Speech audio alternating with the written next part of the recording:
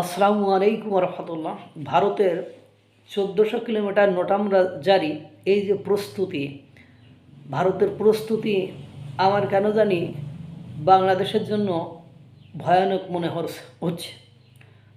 গতকালকে ভারতের প্রতিরক্ষামন্ত্রী অত্যন্ত গুরুত্বপূর্ণ একটি কথা বলেছেন।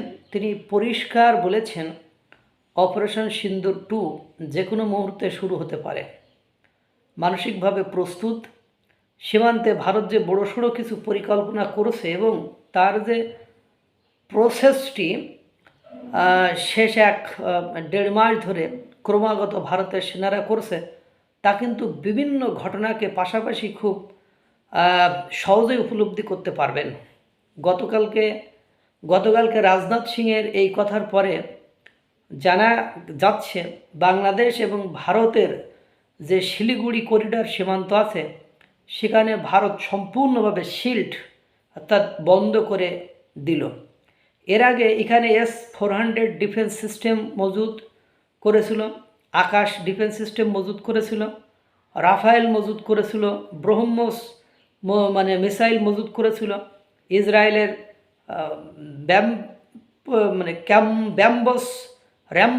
র্যাম্বোস মিসাইল মজুদ করেছিল এবং কালকে বিশেষভাবে জায়গায় নতুন করে 3 শেড বা 3 লেয়ার্ড সিকিউরিটি ফোর্স ডিপ্লয়মেন্ট করেছে, ওখানে নিয়োগ দিয়েছে।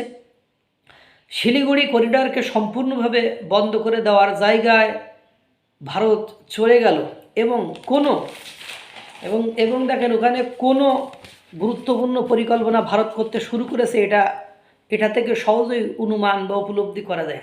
22শে নভেম্বর শিলিগুড়ি করিডোরে অত্যন্ত হাই লেভেল একটি মিটিং হয়েছে, সেটাও আপনারা জেনেছেন এবং ওই মিটিংয়ে উপস্থিত ছিলেন ইন্টেলিজেন্স গ্রুপের অফিসাররা, আর্মি অফিসাররা, RPF, BSF, SS, IB অর্থাৎ সশস্ত্র বলেন বা IDBP এবং রাজ্যের পুলিশ। এবং এই মিটিংয়ের পরপর অন্তত সিদ্ধান্ত নিয়ে নেওয়া হয়েছে যে শিলিগুড়ি করিডরকে সম্পূর্ণভাবে সিল করা হবে এবং এখান থেকেই কোনো না কোনো বড়সড় পরিকল্পনা ভারতের সেনাবাহিনী করছে, তা কিন্তু এক প্রকার নিশ্চিত। গতকালকে ভারত ইতিহাসের সবচেয়ে বড় নোটামটা কিন্তু জারি করলো। 14,000 কিলোমিটারের নোটাম কালকে ভারত জারি করছে।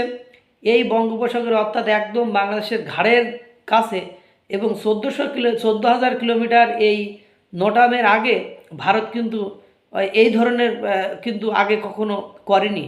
কারণ নোটাম যখন জারি করা হয় আমরা সাধারণত দেখি 3 থেকে 4 কিলোমিটার অথবা 4,000 কিলোমিটারের মধ্যে নোটামটি জারি করা হয়ে থাকে।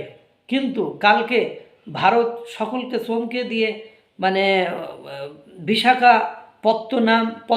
বিশাখাপত্তনম থেকে আন্দামান, অর্থাৎ বুঝতেই পারছেন টোটাল যে জলসীমা আছে সেইখানে কিন্তু প্লেন চলাচল বন্ধ, একদম প্লেন চলাচল বন্ধ রাখলো।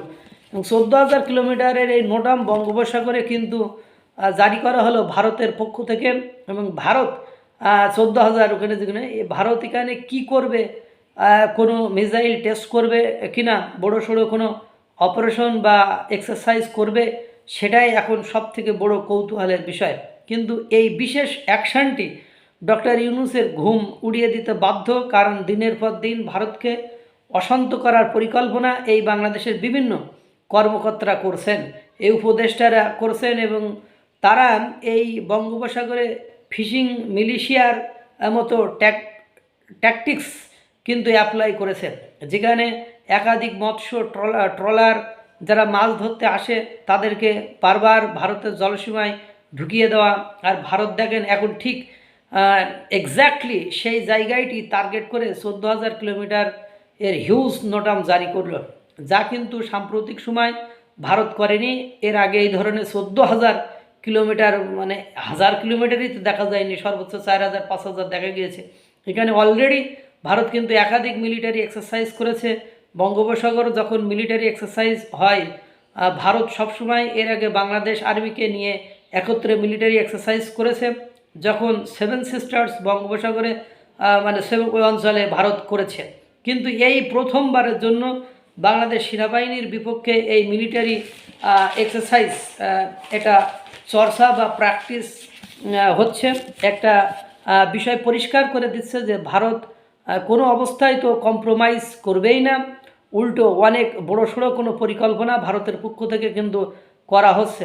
ফলে সব মিলিয়ে যে পরিস্থিতিটা আজকে তৈরি হলো তা কিন্তু ভারত বাংলাদেশের সম্পর্ককে শুধু খারাপ করেছে তা নয়, চরম সংঘাতপূর্ণ এক আবহাওয়ার বা আবহাওয়া ভবিষ্যতে যে ধেয়ে আসছে তা কিন্তু আমরা অনেকটাই অনুমান করতে পারছি বা বুঝতে পারছি। তবে বারংবার বিএসএফ কর্মীদের উপরে এরকম দাগ উড়াল, ছুরি চাপাতি বটি নিয়ে ঝাঁপিয়ে পড়া, এই দিনটি হয়তো শেষ হতে চলেছে তা কিন্তু ভারতের প্রতিরক্ষামন্ত্রী রাজনাথ সিং কালকে স্পষ্টভাবে আমাদেরকে বুঝিয়ে দিলেন। সুতরাং কী যে ঘটবে, কপালে যে কী যে আছে, এটা এখন শুধু সময়ের অপেক্ষা।